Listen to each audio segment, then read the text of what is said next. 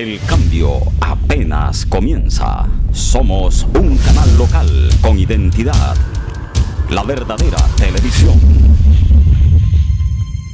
Local y global. Que educa, que entretiene, que informa y mucho más. Nuevos talentos, nuevos formatos, desde la capital mundial del vallenato, rompiendo esquemas, programación para todo, educando, informando, entreteniendo. TV La Calle. Estamos en misiones de prueba.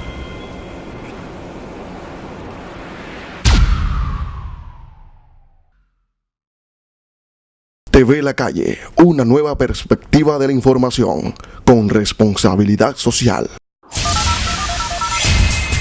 Participe en la gran encuesta, con los grandes temas que nos interesan a todos: elecciones a Senado y Cámara, el estado de los municipios del Cesar, desempeño educativo. Invitan Semanario La Calle, Diario La Calle, TV La Calle, Diario La Voz del Pueblo, Universidad Popular del Cesar, Fundación Universitaria del Área Andina, RCN, La FM y Rumba Estéreo. Vote todos los meses en www.lacalle.com.co.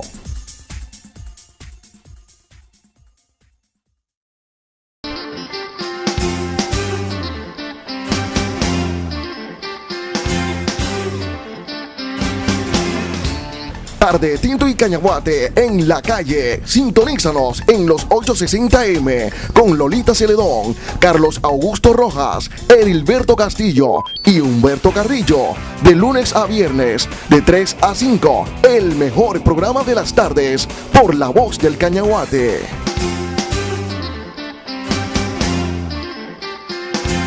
TV La Calle, una nueva perspectiva de la información, con responsabilidad social.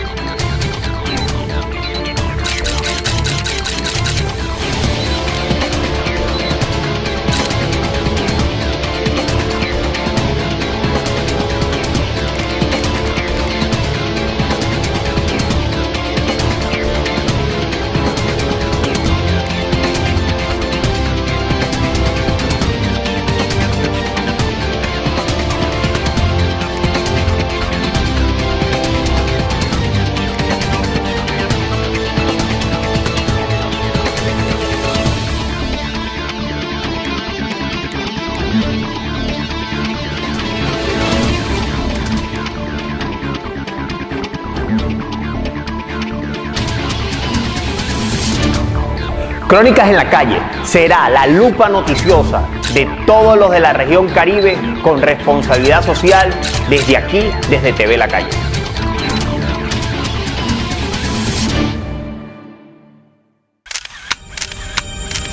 Desde hoy estarás aquí, en el lente del paparazzi de La Calle. Y por fin tranquilizarse, si solo estarán fotógrafos, periodistas, reporteros y todo un equipo de producción pendiente de ti.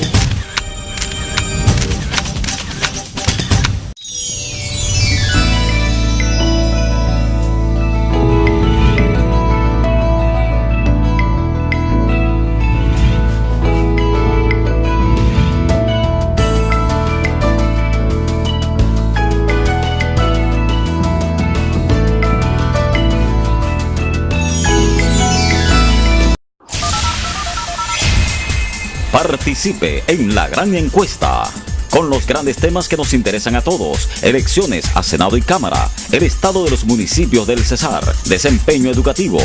Invitan Semanario La Calle, Diario La Calle, TV La Calle, Diario La Voz del Pueblo, Universidad Popular del Cesar, Fundación Universitaria del Área Andina, RCN, La FM y Rumba Estéreo. Vote todos los meses en www.lacalle.com.co.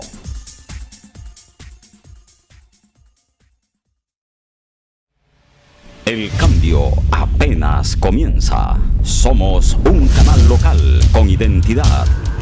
La verdadera televisión. Local y global. Que educa, que entretiene, que informa y mucho más. Nuevos talentos, nuevos formatos. Desde la capital mundial del vallenato. Rompiendo esquemas. Programación para todo. Educando, informando, entreteniendo. TV La Calle. Estamos en misiones de prueba.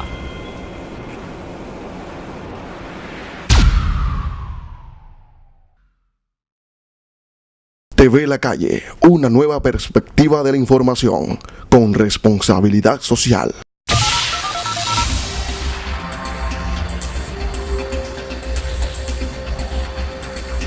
Hoy nuestro cara a cara es con el doctor Simón Martínez Ubarnes, investigador, licenciado en filosofía y un hombre conocedor de todo lo que es nuestra cultura, nuestro folclore. Nos tiene plenamente identificado el doctor Simón Martínez Ubarnes. Por eso está aquí con nosotros. Doctor Simón, bienvenido a Cara a Cara. Beto, muchas gracias y buenos días. Muy grato compartir con un contertulio como usted y poder socializar algunos puntos de vista que tenemos sobre aspectos de la cultura que son de interés general para la comunidad. Doctor Simón, ¿cómo es que un hombre de un corregimiento como Rincón Hondo se vuelve filósofo? ¿Cuántos filósofos conoce usted aquí en el departamento del Cesar? Bueno, el filósofo del Cesar por eminencia es Rafael Carrillo, pero personas del Cesar que hayan estudiado filosofía hay realmente pocos. Incluso graduados en filosofía, sí, estamos más o menos unas 4 o 5 personas en la Universidad Popular. Ailén Durán, recién egresada también de la universidad en programa de filosofía, y algunas personas, pero realmente personas que hayan estudiado la carrera como tal, no muchas. Posiblemente porque es que no se ve la filosofía como una profesión. Así lo decía el maestro Rafael Carrillo. La filosofía no es una profesión, es una vocación, y desde ese punto de vista la gente entiende que no sabe muy claro qué puede hacer con la filosofía una vez haya concluido una carrera que le otorga un título universitario en filosofía, pero la verdad es que las posibilidades y tal vez una de los estudios que abren un espectro más amplio para el desempeño profesional cuando se sabe que lo que se puede hacer es la filosofía. Le decían, me imagino, a sus padres que siempre se oponen a las carreras que quieren estudiar los hijos. Me imagino que le dirían alguna, ¿usted qué va a hacer estudiando filosofía? Bueno, la verdad es que nunca tuve, digamos, una resistencia en casa. Mi padre era una persona, él era un campesino autodidacta que leía mucho, le encantaba la gente culta, le gustaba hablar con la gente culta. Yo inicialmente pensé en medicina y en derecho, porque eran las carreras que para esos momentos se difundían. Pero en realidad en mi familia había un tío que me decía, a mí lo que no me gusta de los filósofos es que son medio locos y nunca se casan. Pero... ¿Y usted ni es ni medio loco y se casó? Yo hago lo que el maestro Carrillo siempre recomendaba. Vivo con los ojos puestos en las estrellas, pero con los pies sobre la tierra. Me casé, afortunadamente bien casado, tengo un cuadro de hijos, todos profesionales, todos bien orientados. ¿Ninguno filósofo? Según ellos me decían que ni lo pensara. Ellos me decían que ni piense que nosotros vamos a estudiar filosofía porque no queremos. Y cuando ellos les plantean que deben superar el reto de lo que ha sido su padre, ellos lo que hacen es aclarar que no, que el papá es el papá y el hijo es el hijo. Pero sí, afortunadamente mis hijos muy bien. Tengo 2 ingenieros, 2 abogadas, una psicóloga y muy contento con ellos. Doctor Simón, pero le ha servido, mire, que ese ejercicio o esa profesión de la filosofía, el hecho de usted ser un estudioso de lo que ha sido nuestra cultura, nuestro folclore, y se ha hecho muy visible usted al punto que ha llegado a posiciones muy destacadas. Hemos analizado y buscando todo lo que ha sido ese ejercicio, encontramos que usted fue, si no el primero, uno de los primeros directores de institutos de cultura y turismo del departamento del Cesar. Ente que se extendió, ¿no? Fui el primer director del Instituto de Cultura y Turismo del departamento cuando se fusionó la Casa de la Cultura con la Oficina de Turismo.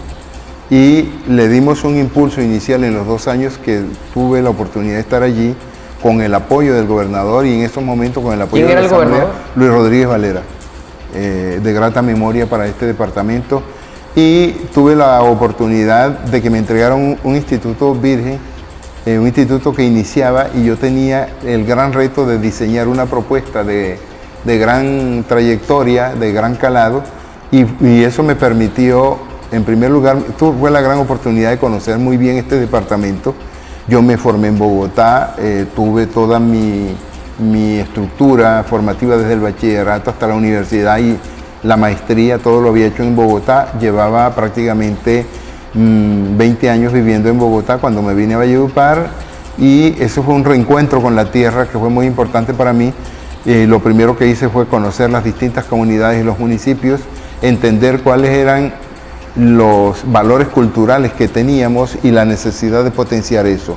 Por eso entonces contribuimos a crear y a fortalecer algunos festivales, algunos encuentros, toda la parte literaria. Este plan departamental de bandas que hoy está funcionando muy bien, lo iniciamos nosotros con un aporte del gobierno nacional, porque yo tuve un apoyo que fue definitivo en esto por parte del gobierno nacional, del presidente Betancourt, quien nos visitó en 2 oportunidades, estando yo como director. La directora de Colcultura, doña Amparo Sinesterra de Carvajal, fue otro de los impulsos. Ella se enamoró de lo que estábamos haciendo aquí. Creamos unas figuras nuevas. Nosotros fuimos los primeros en poner en funcionamiento las bibliotecas móviles en el país, porque capacitamos una figura que creamos también en el país, que fue modelo para desarrollar en otras regiones, que fueron los promotores culturales. Entonces nosotros teníamos unos promotores que eran unas personas que, además de los conductores de los vehículos, eran animadores socioculturales, tenían formación...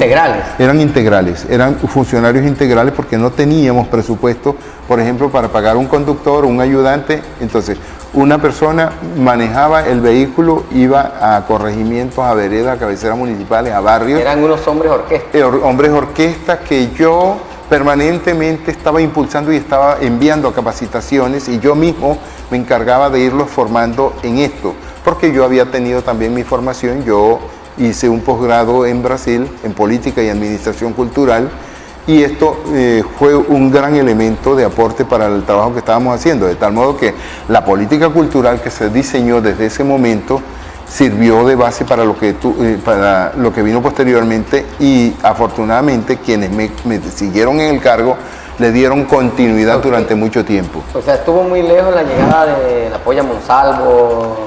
Sí, realmente los primeros sucesores que yo tuve fueron personas que tuvieron la intuición de ver que ese era un gran proyecto y que tenía una gran estructura manejada con muy pocos recursos, pero en la medida en que los recursos fueron incrementándose, el instituto se fue burocratizando, se fue diluyendo la política cultural, se fue descuidando la atención a los municipios y a las comunidades, y prácticamente eso llevó al traste para que en una administración posterior se cerrara el instituto. ¿En qué administración se cerró? En la de Mauricio Pimiento.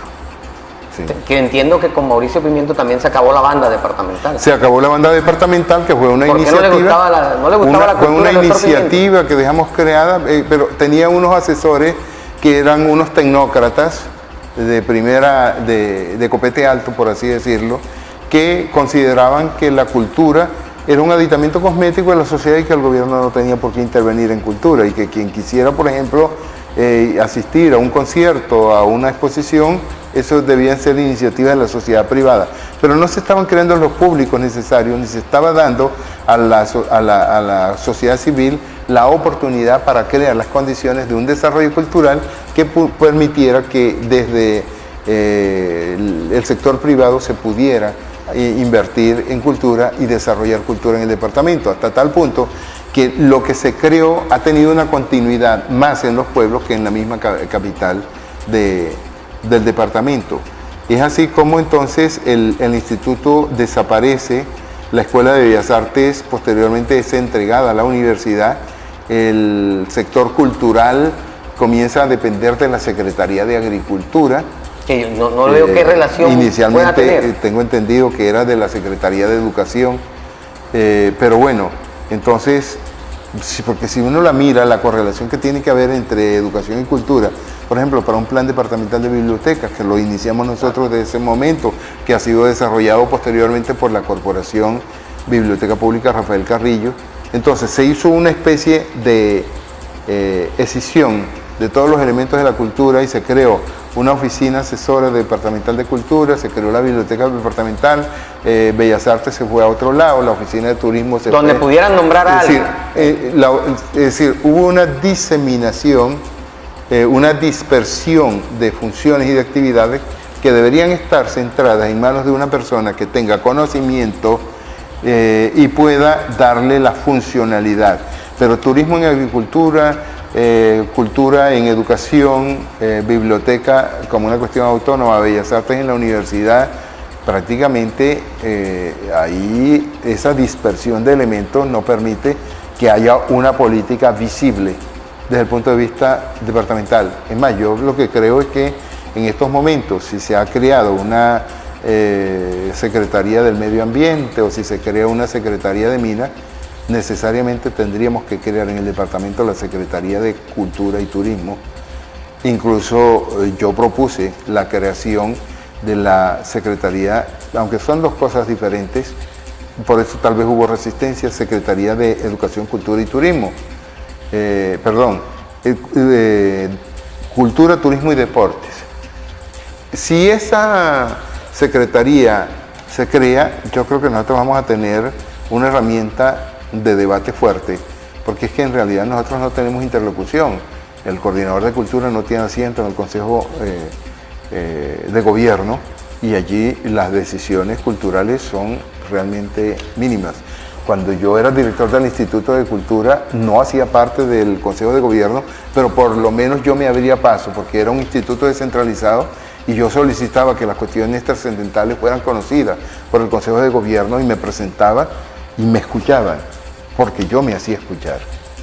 Yo una de las cosas que planteaba era la necesidad de que la cultura tuviera la misma categoría y de hecho como instituto descentralizado tenía mejores posibilidades. La ventaja que tiene hacer parte del Consejo de Gobierno es que allí es en donde se toman las grandes decisiones, sobre todo en materia presupuestal, y allí es en donde uno debe buscar el puesto que le corresponde a la cultura para poder defender los espacios que tenemos que darle a la cultura como un elemento esencial para el desarrollo de cualquier sociedad. ¿Ha faltado, doctor Simón, unidad de los hacedores de cultura para presionar a los gobiernos que demuestran, incluso de cuando están en campaña, los políticos, lo último que uno escucha o ve en el folleto de presentación es cultura, deporte y recreación? Y así cuando llegan al gobierno, eso lo hacen, porque es que eso es lo que nos presentan en la misma campaña. ¿Ha faltado de pronto presión de todos, desde ustedes, de la dirigencia cultural del departamento, para que la cultura tenga un buen puesto a nivel ya de los gobiernos departamentales y municipales? El problema yo lo veo es que nosotros tenemos trabajadores de cultura, tenemos trabajadores culturales, tenemos creadores culturales, pero no tenemos gestores, no tenemos administradores. Que ahora se hacen llamar muchos gestores culturales. Pero porque están haciendo alguna actividad, pero es gente que no tiene formación, es gente que no sabe presentar un proyecto, por ejemplo, al Ministerio de Cultura para lograr la articulación y la cofinanciación de los proyectos que se desarrollan. Entonces, una persona que no sepa ni siquiera presentar una propuesta para gestionar los proyectos que está desarrollando, no lo podríamos llamar gestor cultural. Además de eso, hay una cuestión muy importante. No tenemos gente formada en el sector para la administración cultural. La administración cultural ha sido improvisada.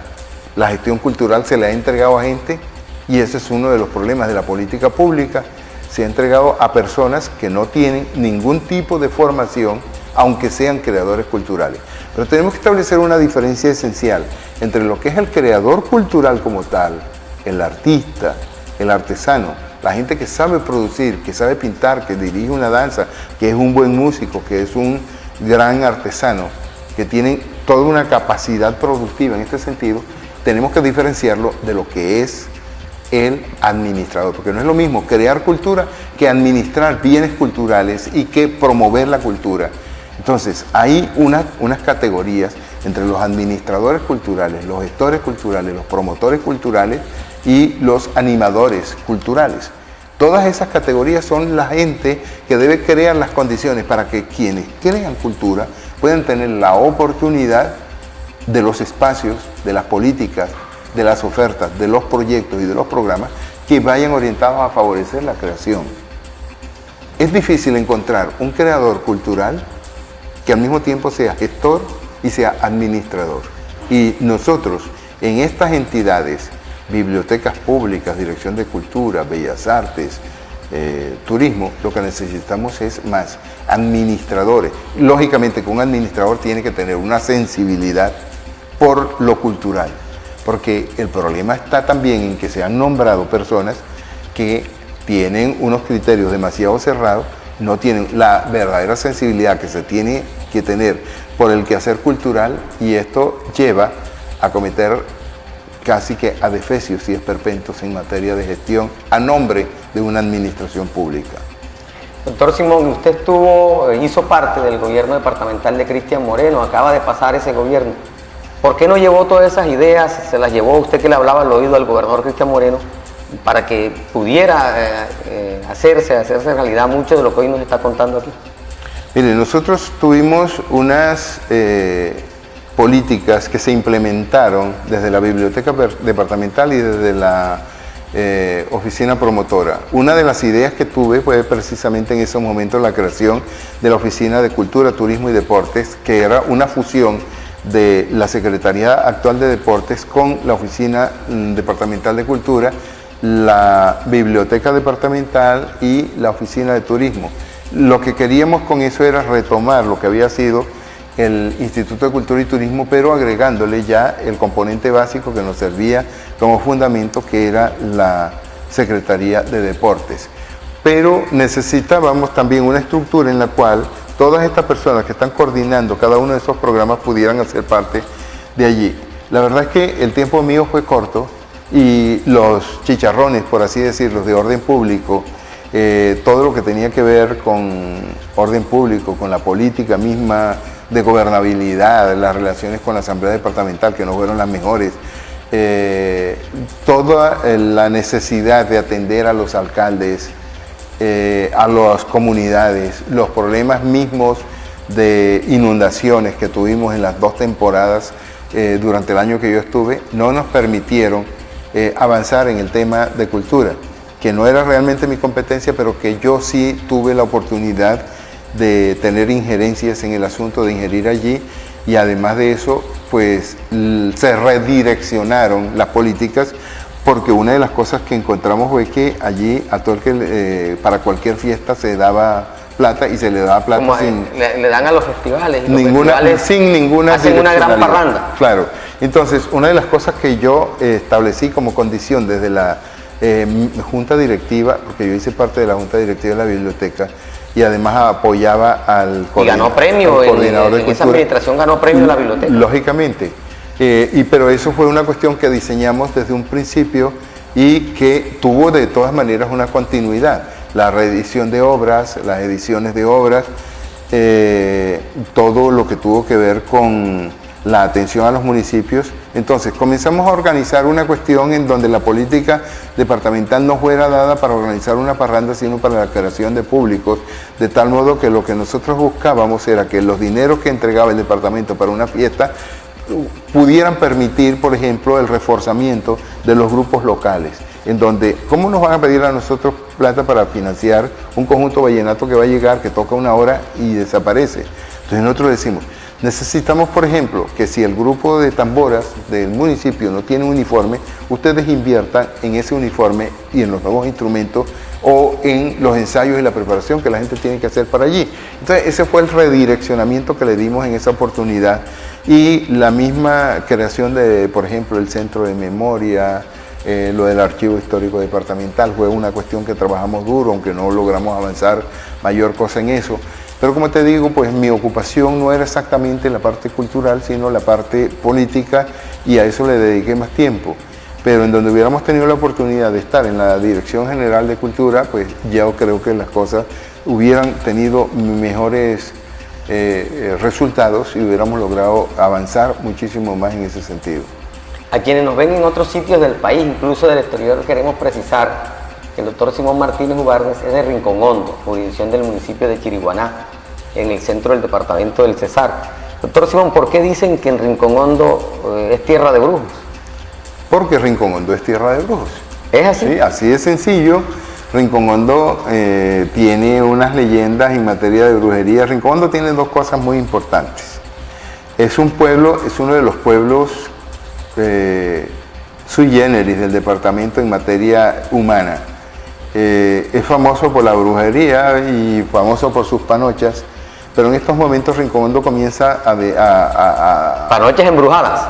No, bueno, panochas deliciosas realmente. Ya tú puedes conseguir información sobre ellas en internet. Se creó el Festival de la Panoche como para destacar ese valor cultural de la comunidad. Pero Rincón Hondo hoy se caracteriza fundamentalmente, bueno, es un pueblo de unos 4.500 habitantes, está aspirando a convertirse en municipio y tal vez uno de los avales más importantes que tiene es el capital humano.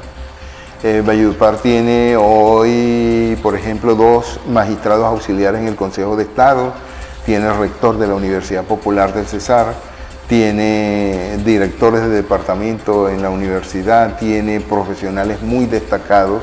Los miembros de la Sociedad de Urología del Cesar son de Rincón Hondo, sus directivos. Tenemos profesionales muy destacados en muchas partes del país. Tenemos educadores también, rectores de colegios. Y tenemos, digamos, una gama humana muy importante. Rincón Hondo fue el primer corregimiento del departamento del Cesar que tuvo un colegio de bachillerato, como siendo corregimiento. Y tienen hoy una gran plaza. Yo diría que esa plaza no se la he visto yo a ningún otro corregimiento, es más, a ningún otro municipio. Tenemos ya un ordenamiento urbano que nos proyecta hacia futuro con un sentido satisfactorio.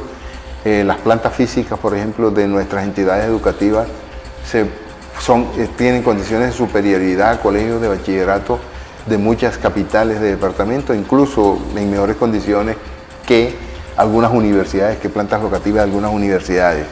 Entonces, Rincón Hondo es un pueblo con una característica muy especial, es población campesina, gente de estratos 1 y 2, básicamente, sin mayores capitales de ingresos, pero es un pueblo que, teniendo 4.500 habitantes, tiene repartidos en el mundo más de 800 profesionales, todos con posibilidades destacadas, médicos, abogados, ingenieros, educadores, sociólogos, psicólogos, enfermeros. Y esto es la particularidad de ese pueblo, en donde los padres como que asumieron como una filosofía de vida que lo único que le podían dejar a sus hijos era la educación que les daban. Y yo podría decir, sin temor a equivocarme, que no hay una casa, no hay una familia de Rincón Hondo en donde no haya un título de un profesional colgado. Entonces eso, digamos, es la característica. Las brujas están ahí todavía, ¿sí? Eso no lo podemos desconocer. Eso es ¿Hay alguna bruja famosa de Rincón Hondo? Muchísimas, pero no quiero herir susceptibilidades y... Porque de pronto se le olvida una bruja grande, sí, man. Claro, por eso. claro, porque entonces me van a reclamar que por qué no mencioné a Julanita. El otro día teníamos una reunión de amigos. Hasta embrujar.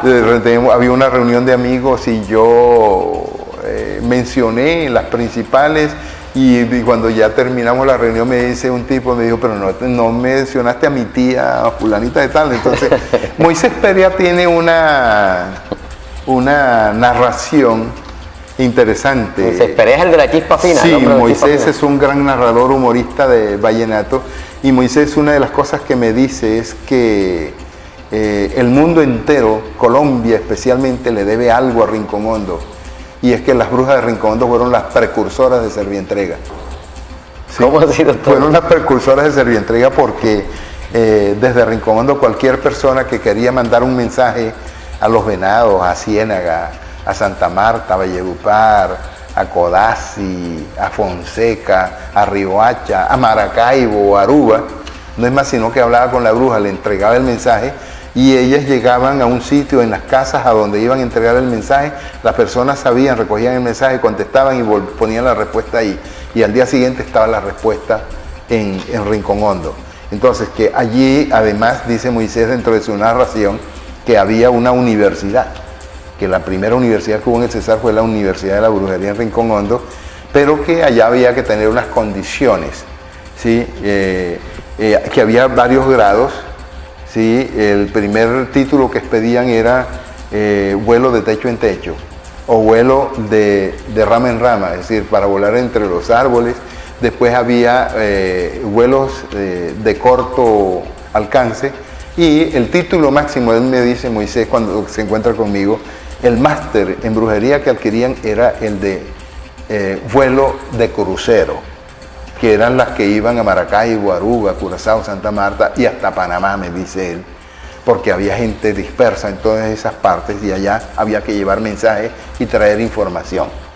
Pero que una condición para llegar a ese título era que las niñas que ingresaban, porque todas las familias pudientes de la región, incluida la de Valledupar, mandaban sus hijas a hacer el curso en Rincón Hondo, y entonces la condición que había era que las niñas llegaran en estado de no descalabre, es decir, que las niñas que fueran todavía no las hubieran escalabrado, es decir, que fueran vírgenes, que por eso los hombres no aprendían vuelo sino de techo en techo, y el máximo título que alcanzaban era el de rama en rama, es decir, de copa en copa de los árboles, que no les permitía porque normalmente eran descalabrados a temprana edad.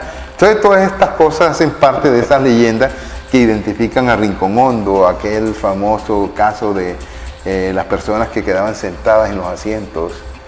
Es parte de la leyenda que nos identifica. Entonces cuando uno habla de Rincón Hondo, la tierra de los brujos, digo, sí, la tierra de los brujos, y yo soy brujo, y entonces no se metan conmigo si no quiere quedarse sentado en el asiento. Parte de la leyenda, y eso identifica a los pueblos tienen que tener unos referentes identitarios, y eso, en el caso de Rincón Hondo, la panocha y la brujería han sido cuestiones, pero lógicamente, mirando ya fríamente las cosas fuera, digamos, del anecdotario, son cosas que marcaron las conductas y los comportamientos y que generaron un imaginario, ¿sí?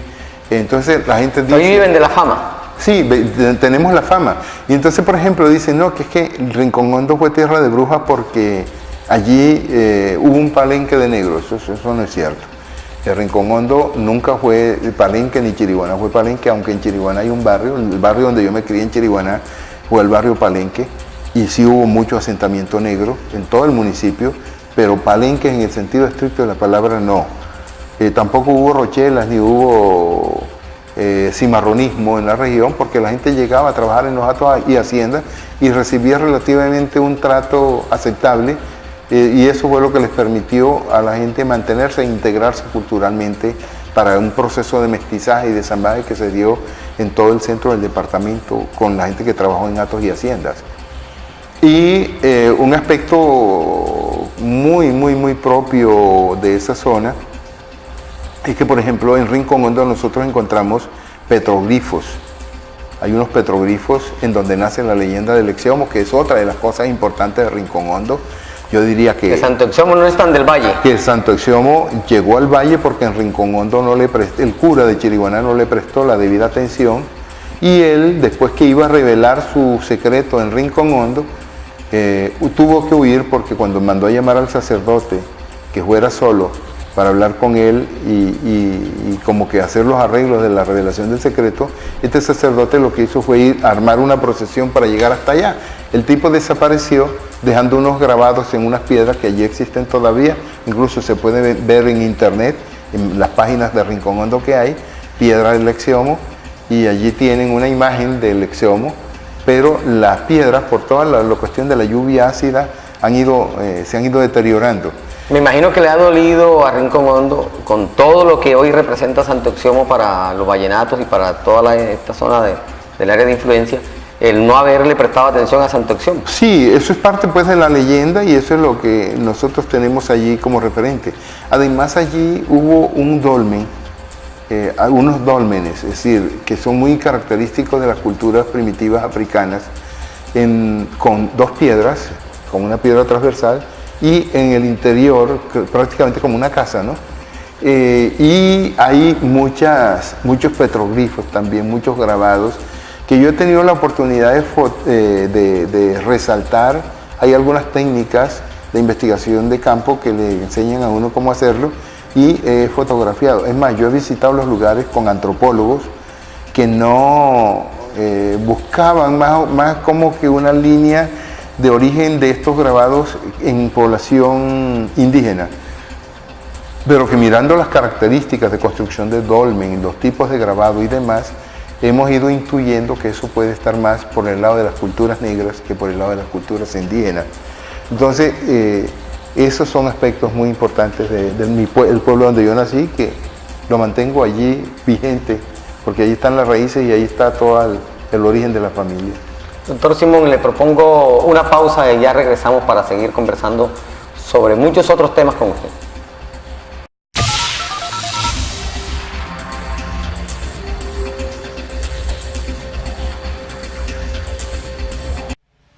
El cambio apenas comienza. Somos un canal local con identidad. La verdadera televisión. Local y global. Que educa, que entretiene, que informa y mucho más. Nuevos talentos, nuevos formatos, desde la capital mundial del vallenato, rompiendo esquemas, programación para todo, educando, informando, entreteniendo. TV La Calle. Estamos en misiones de prueba.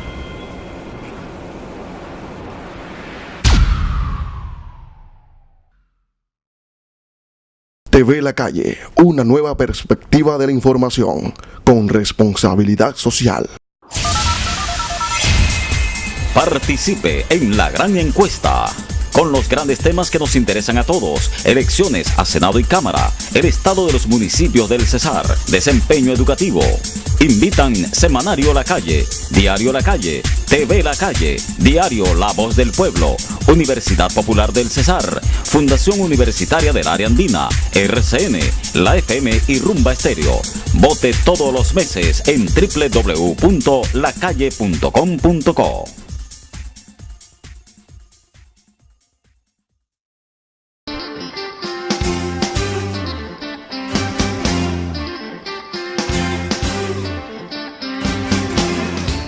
Tarde, tinto y cañaguate en La Calle. Sintonízanos en los 860M con Lolita Celedón, Carlos Augusto Rojas, Edilberto Castillo y Humberto Carrillo. De lunes a viernes, de 3 a 5, el mejor programa de las tardes por La Voz del Cañaguate.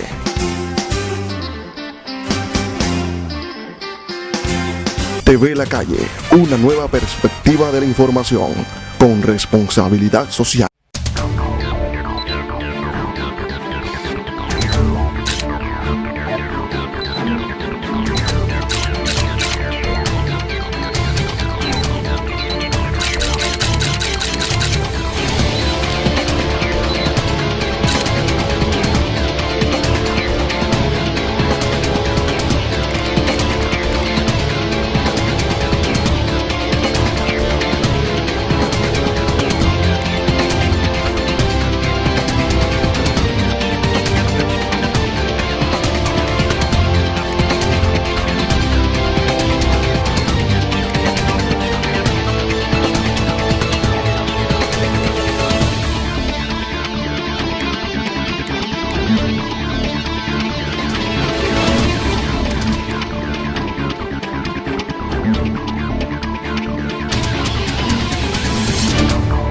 Crónicas en la Calle será la lupa noticiosa de todos los de la región Caribe, con responsabilidad social, desde aquí, desde TV La Calle.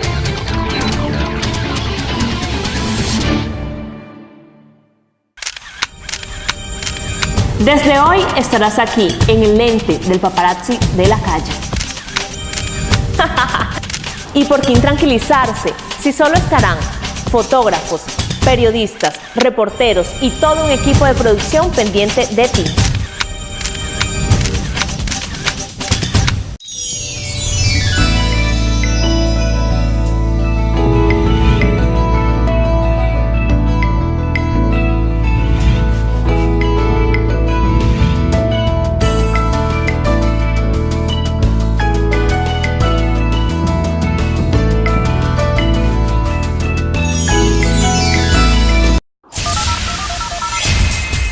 Participe en la gran encuesta.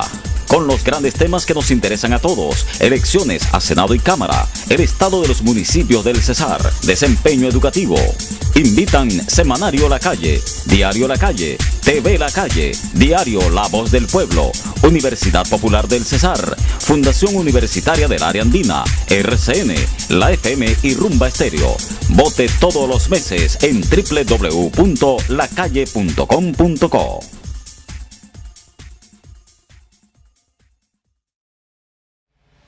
El cambio apenas comienza. Somos un canal local con identidad. La verdadera televisión. Local y global. Que educa, que entretiene, que informa y mucho más. Nuevos talentos, nuevos formatos, desde la capital mundial del vallenato, rompiendo esquemas, programación para todo, educando, informando, entreteniendo. TV La Calle. Estamos en misiones de prueba.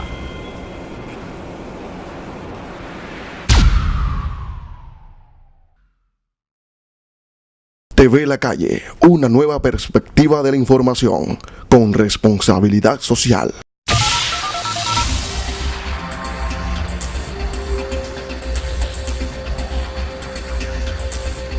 De nuevo con ustedes en Cara a Cara. Hoy nuestro invitado es el doctor Simón Martínez Ubarnes, oriundo de Rincón Hondo, en el departamento del Cesar, es jurisdicción del municipio de Chiriguaná.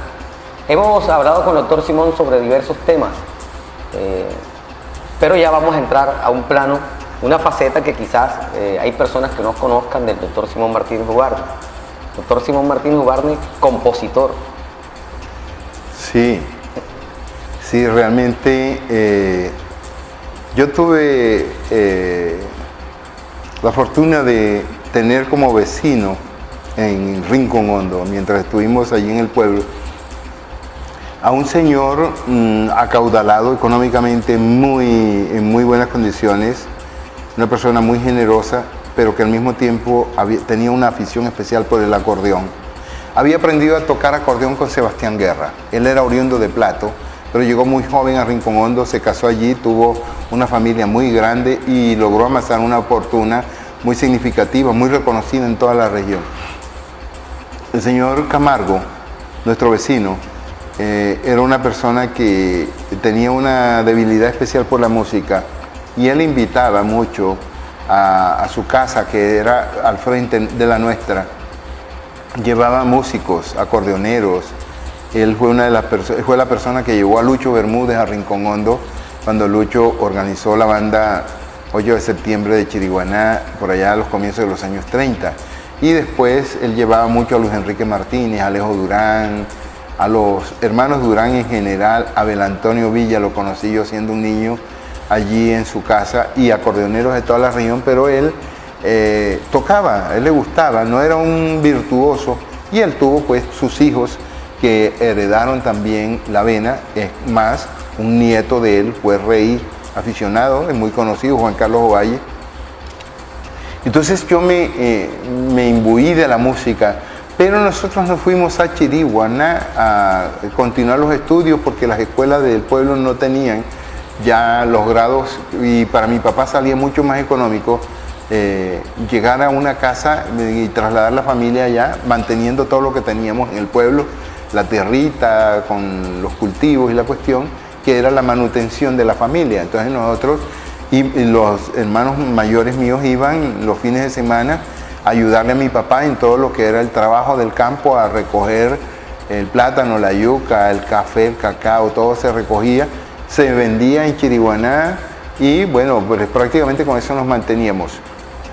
Y tuve yo, digamos que una especie de fortuna, y es que la casa que mi padre compró fue la casa en donde nació Rosendo Romero Villarreal, el abuelo de todas las miembros de la dinastía Romero. El viejo Rosendo había nacido en Chiriguaná y él nació precisamente en la casa que compró mi padre en 1956. Cuando ya la familia llega, yo voy a iniciar mi primaria ese año,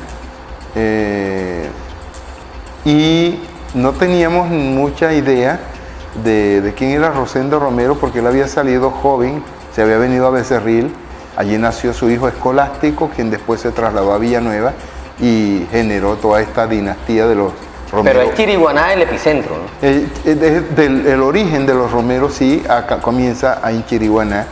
Aunque, y no en Villanueva. No, porque es que el viejo Escolástico, el padre de ellos, no es de Villanueva es la mamá. Entonces, Escolástico nace en Becerril, hijo de un chiriguanero, se va muy adolescente a Villanueva, dadas las crisis que tenía con su padre, que era el hijo mayor y que le tocaba trabajar mucho. Entonces el viejo Escolástico continuaba en Becerril y había un viejo camino que de Becerril unía a las aguas de Ibirico y a la Loma. Entonces ese era el ámbito en donde el viejo Rosendo se movía. Su hermana Mariana era cantadora de tamboras y su hermana Valentina era bailadora de gaitas.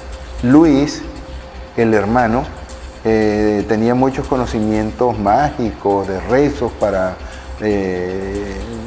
los animales y todas estas cosas.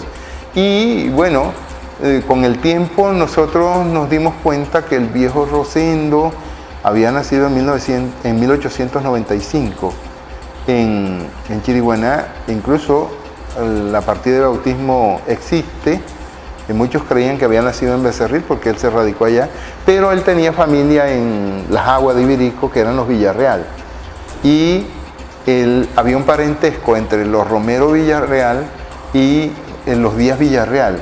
La madre de Alejo Durán era Juana Francisca Díaz Villarreal y ellos eran hijos de dos hermanas. Así que ese parentesco musical fue lo que se extendió hasta Villanueva. Entonces entonces llega en Villanueva es Escolástico Romero. Escolástico, hijo de Rosendo. Que es de Israel y de Rosendo. El papá de Rosendo, de Israel, de Norberto, de Misael, de Rafael, de toda esta dinastía Romero, de donde vienen las nuevas generaciones. Rosendo, el compositor, sí es de Villanueva. Sí, todos los hijos de Escolástico son de Villanueva, pero la raíz de ellos tienen una gran familia allá, los descendientes de los hermanos de Escolástico, todos los primos los descendientes de Rosendo el Viejo, y son los primos de Escolástico Romero que están ahí en Chiriguaná, con toda una descendencia, una familia bastante grande, porque ellos tuvieron tierras en el corregimiento de la Aurora. Allí vivió Valentina, una hermana de ellos, vivió Luz y vivió Mariana, todos ellos vivieron ahí, de tal modo que prácticamente el 90% de la población de la Aurora son casi todos de apellido Díaz o de apellido Ochoa, y son descendientes de ellos, porque Mariana Romero Villarreal se casó con Francisco Ochoa y la familia de ellos fue muy grande. Ellos fueron los que repoblaron prácticamente todo ese pueblo. ¿Y por eso se volvió usted compositor? No, realmente no, sino que yo escuchaba en Rincón Hondo a los músicos, y cuando ya nos vamos a Chiriguaná no tenemos esa misma oportunidad, porque Chiriguaná nunca fue tierra de acordeones. Chiriguaná fue tierra de tambora y tierra de gaitas. Pero mi estadía en Chiriguaná no fue muy larga. Mi familia estuvo en Chiriguaná, yo termino la primaria, comienzo el bachillerato allí, porque yo después de haber ido a Chiriguaná me devolvieron para Rincón Hondo. Yo entonces vine a continuar la primaria en Rincón Hondo y volví a Chiriguaná a terminar la primaria, comencé el bachillerato, hice 2 años y prácticamente de ahí salí para Cartagena 1 año y a Bogotá. A terminar todo el bachillerato, hacer la carrera en la universidad, después comencé a trabajar en Bogotá, hasta que al fin me vine nuevamente al Cesar. Y aquí estoy.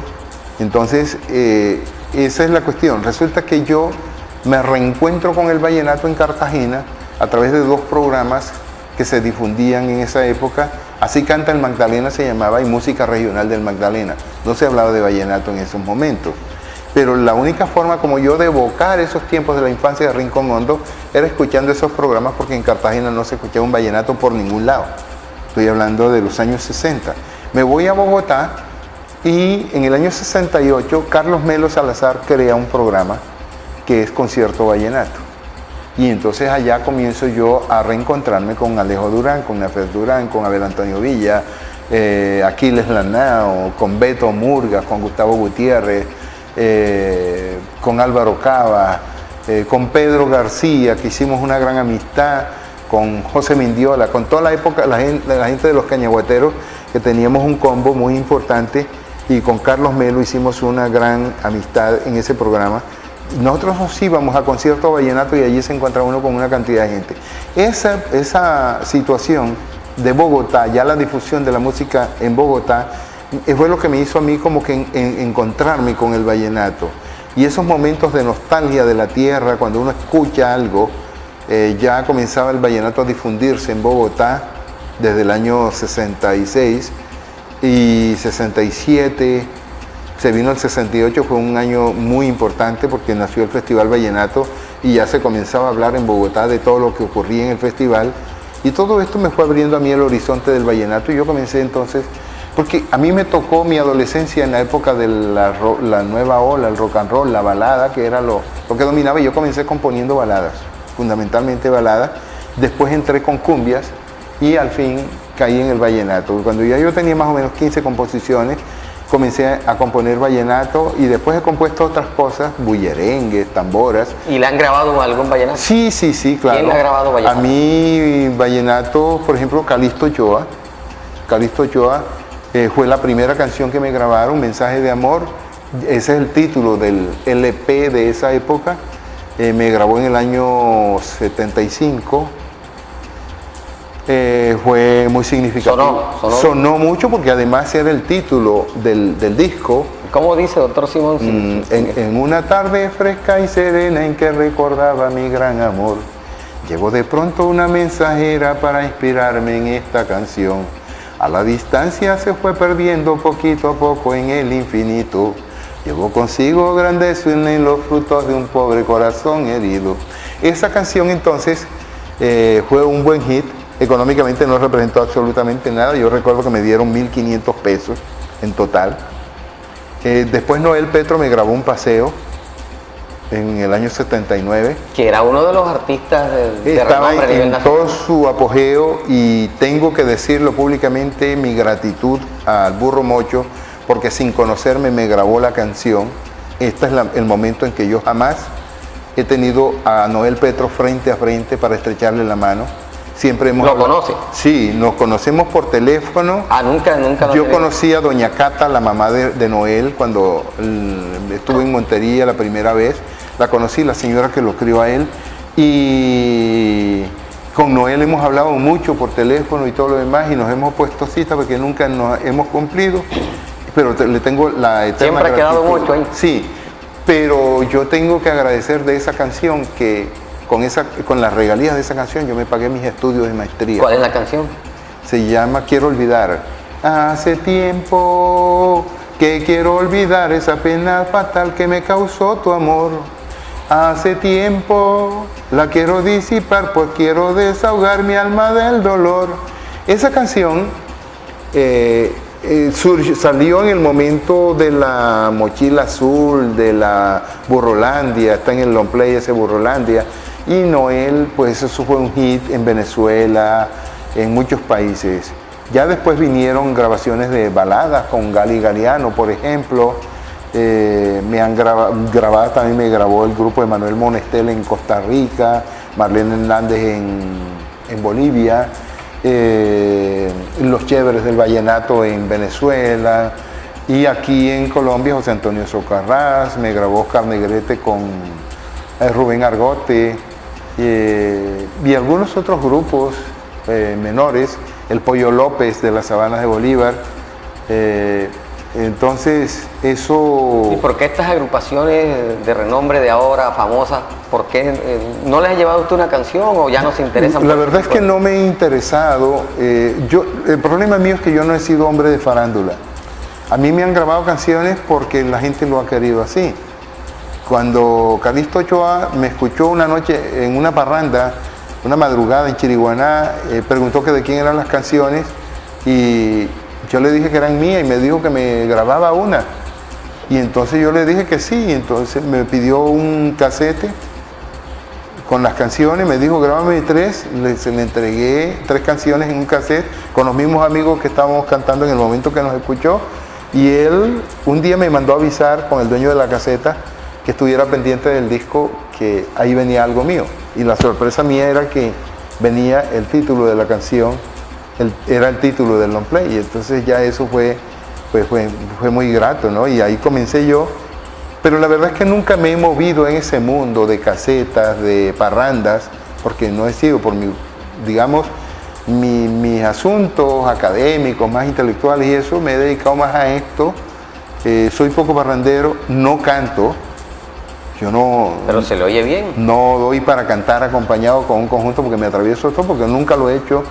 Entonces eso tal vez es lo que no me permite incluso grabar mis propias canciones en un CD o en un casete para andarlas entregando. Y tampoco pues tengo la condición de ir a intrigar a alguien para pedirle que me grabe y que saquen la canción de otro. La verdad es que no, prácticamente quienes me han grabado... Porque dicen por ahí que hay compositores que hasta le pagan a un cantante para que le grabe. Eso se oye decir y yo la verdad no tengo temperamento para eso. Gali Galeano me grabó a mí porque era mi compañero de departamento. Yo me llevé a Gali para Bogotá. Él había sido mi alumno, era el gran amigo de mi hermano que estaba conmigo en Bogotá. Vivíamos juntos. Gali se fue y compartió con el apartamento con nosotros, y cuando él estaba montando, entonces ya yo le cantaba, porque Gali, cuando estábamos en Chiriguaná, también era de las personas que hacía parte de ese combo en donde nosotros parrandeábamos con nuestras propias canciones, y a veces pues hacíamos parrandas cantando canciones de las que estaban de moda. Esa época Freddy Molina, Octavio Daza para nosotros eran ídolos, y algunas canciones marcaban impronta en el grupo. Sí, sobre todo cuando Alfredo Gutiérrez salía, o salían los hermanos López, que para nosotros cuando comenzó el Binomio de Oro, pues también fue una cosa estruendosa para el grupo, ¿no? Doctor Simón, nos toca cantar a otro ritmo ahora. ¿Cómo es eso de Simón Martínez, precandidato a la gobernación del Cesar? Bueno, mire, esto fue una actividad, porque la gente, mire, cuando yo llegué a la gobernación, como secretario de gobierno, una de las cosas que le criticaban al gobernador, le exigían, oye, pero ¿cómo es posible que usted metió a una persona que no es política? Yo he sido político, yo vengo de una familia política. Yo, cuando Alfonso Campo organizó ese movimiento progresista que integró una lista universal con un grupo de amigos, yo era el segundo renglón de Alfonso Campo, ¿sí? En la asamblea, que él había salido por cociente y había un residuo que nos favorecía, pero que desafortunadamente no alcanzó para haber sacado los 2 diputados. Entonces yo fui diputado, yo fui concejal de Chiriguaná, fui precandidato a la alcaldía de Chiriguaná, y hubo un momento en que se planteó la posibilidad, cuando se creó la Alianza Democrática, movimiento al cual yo ayudé en su construcción aquí en el departamento. Entonces había todos los movimientos que estábamos allí conformando. Había miembros del Partido Liberal, del Partido Conservador y de las nuevas corrientes que venían. Entonces se propuso que el candidato que fuéramos a acompañar fuera un candidato de consenso entre los grupos. Entonces recuerdo que se presentó por el Partido Liberal el doctor Orlando Velázquez, por el Partido Conservador Alfonso Campo, y por la Alianza Democrática Simón Martínez.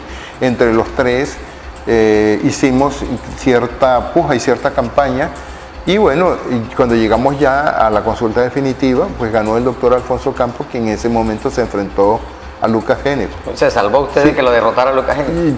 Pues sí, de alguna manera, aunque pues nunca se sabe qué pueda pasar, porque los golpes de opinión también pueden favorecer, pero sí, ese fue un bonito ejercicio, y pues a mí el hecho de que Alfonso Campos hubiera ganado era satisfactorio, y me daba también me llevaba el compromiso de apoyar esa iniciativa, porque ese era el proyecto político que estábamos construyendo en esos momentos, desde la Alianza Democrática.